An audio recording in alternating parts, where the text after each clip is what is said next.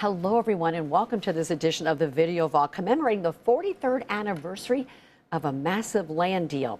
It was this week back in 1980 when Congress passed the Alaska National Interest Lands Conservation Act, better known as ANILCA. The deal, supported and signed by President Jimmy Carter, converted extensive tracts of land all across Alaska into national parks, wildlife refuges, and other protective designations. Here's a story that we ran back in 2000 on the 20th anniversary. The sweep of the law was as staggering as the size of Alaska itself. 97 million acres set aside for new parks and refuges. 56 million acres of some of the most magnificent territory in the world protected as wilderness. In total, an area of land larger than the state of California. Its intent to preserve the untouched and unparalleled beauty of America's last great frontier. The act that many would come to refer to simply as ANILCA was signed into law here at the White House December 2nd, 1980. The president was Jimmy Carter. 20 years later, preservationists say the significance of the president's signature that day still stands in a class by itself. I think it's pretty simple. It's the greatest conservation achievement of American history. Over the years, Carter has remained one of ANILCA's greatest defenders, and he's expected to attend next week's anniversary commemoration. But the event will not be celebrated by those who bitterly opposed ANILCA on Capitol Hill and who still do. I'm going to issue black bands for all Alaskans. It was still the most biggest travesty of justice has ever occurred to any one state. Regardless of all the amendments I ever had put into it, what occurred there was wrong.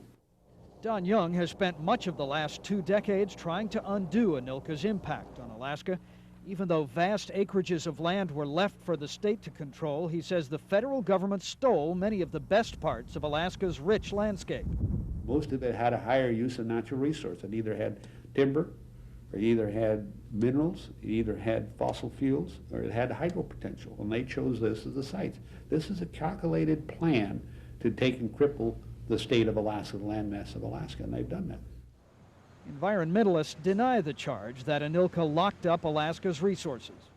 The amount of land that has been available to commercial development and exploitation in Alaska far exceeds the land in any other of the 49 states.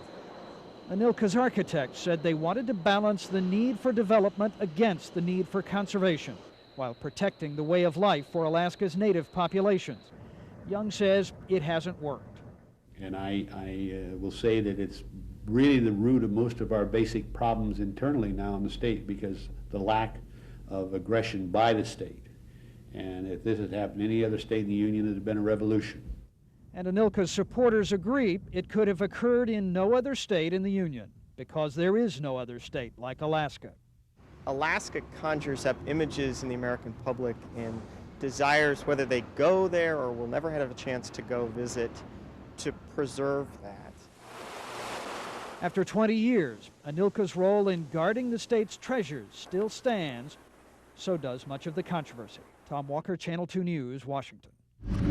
And even till this day, there are ongoing disputes about ANILCA, some touting the protection of the roughly 2/3 of Alaska's land, others blaming the feds for locking it all up, along with all those resources. If you missed any of our Video Vault episodes or anything else on Alaska's News Source, you can get it all right here at alaskasnewssource.com and on these streaming platforms. Thank you so much for joining us today, and have a great day.